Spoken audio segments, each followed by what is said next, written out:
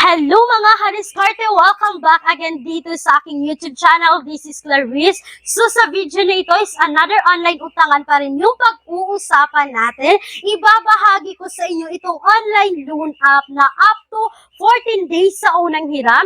Every 7 days po kayo magbayad dito. Mga ka-diskarte, ibabahagi ko sa inyo yung total amount na marireceive niyo dito, yung total loan deduction. Mga ka-diskarte, kung gusto niyo malaman anong online loan app na ito, please keep on watching.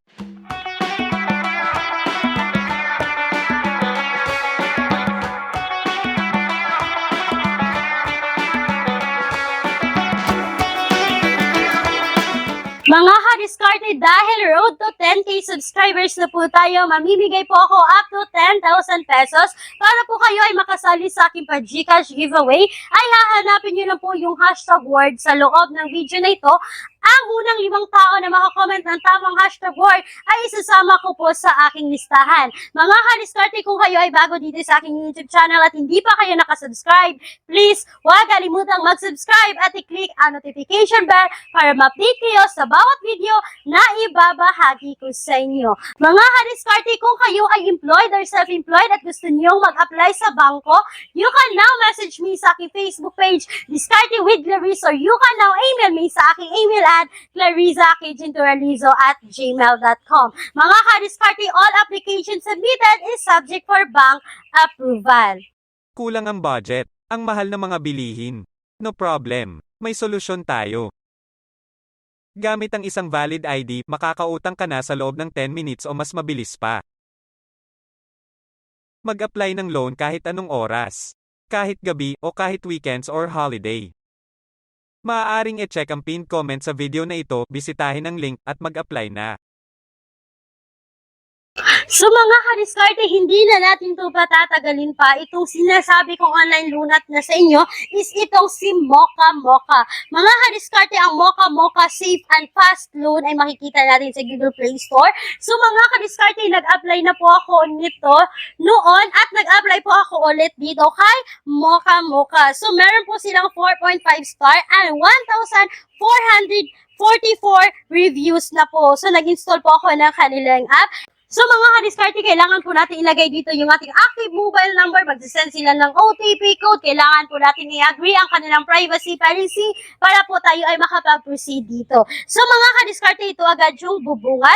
Mukha-mukha. So kailangan po natin i-fill out dito yung kanilang basic information. So kailangan po natin ilagay dito yung permanent address, tas yung email address natin, tas yung Facebook natin. At pagkatapos yun sa baba mga ka-diskarte, is dito na tayo sa employed or not employed. Mga ka-diskarte, dalawa lang yung pagpipilian dito, yung employed at not employed. Kapag kayo ay employed, kailangan nyo pong ilagay dito yung company at yung company number naman. Dito naman sa not employed mga ka-diskarte is yung ilagay mo lang dito mga ka-diskarte is yung magkano yung income mo. So yun po mga ka-diskarte, not like po sa other online loan apps na merong business owner, yung mga self-employed na pagpipilian. Dito kay Mocha Mocha mga ka-diskarte, wala.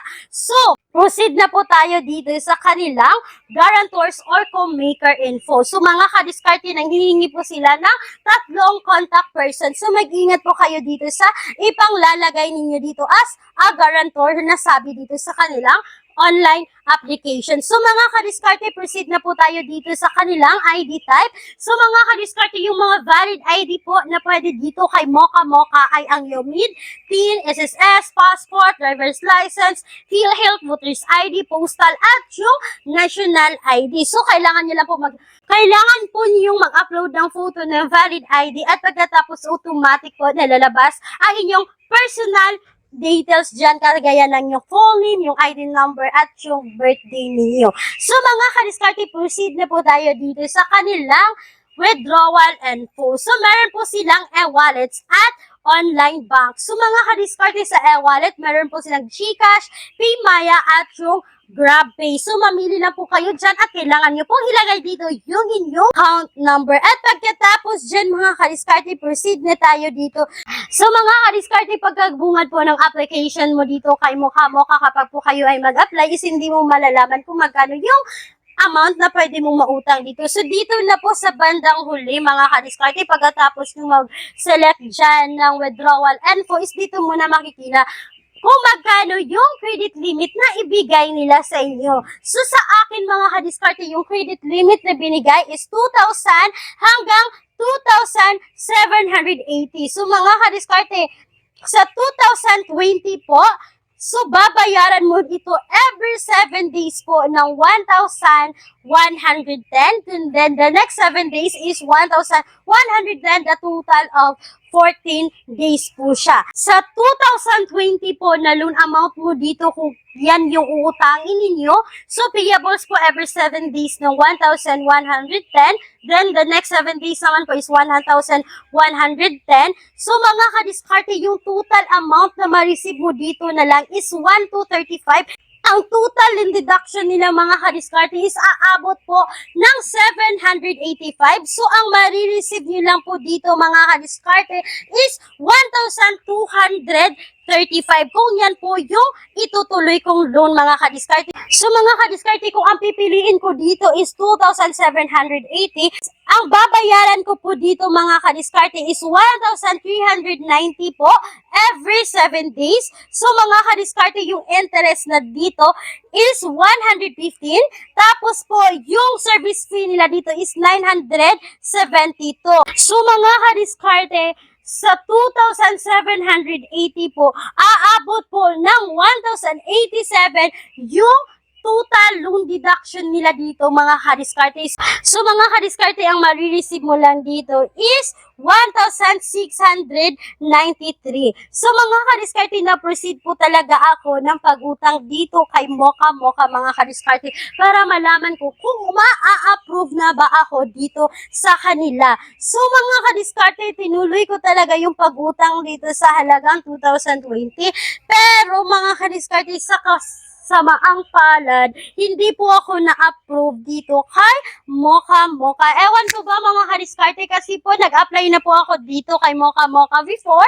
So, hanggang ngayon, mga kadiskarte, is hindi ako na-approve. Kahit po pangalan na ng husband ko yung ginamit ko, ID na yung ginamit ko, is hindi po ako na-approve dito kay Mocha. Mga kadiskarte, kung kayo ay may magandang experience dito kay Mocha, you can comment po dito sa comment section kung magkano talaga, kung nakailang loan na kayo dito kay Mocha.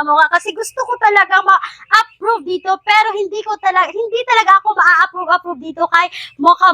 So, yun, mga kadiskarte, i-share ko lang sa inyo yung naging personal experience ko dito sa pag-apply kay Mocha. So, hindi ko ni sinasabi na mag-apply rin po kayo kagaya ko sa online loan app na ito. So, mga kadiskarte, that's all for today's video. Once again, this is Clarice, ang inyong madaldal na kadiskarte. Laging tandaan na tayong mga Pinoy ay unli sa diskarte. Bye-bye!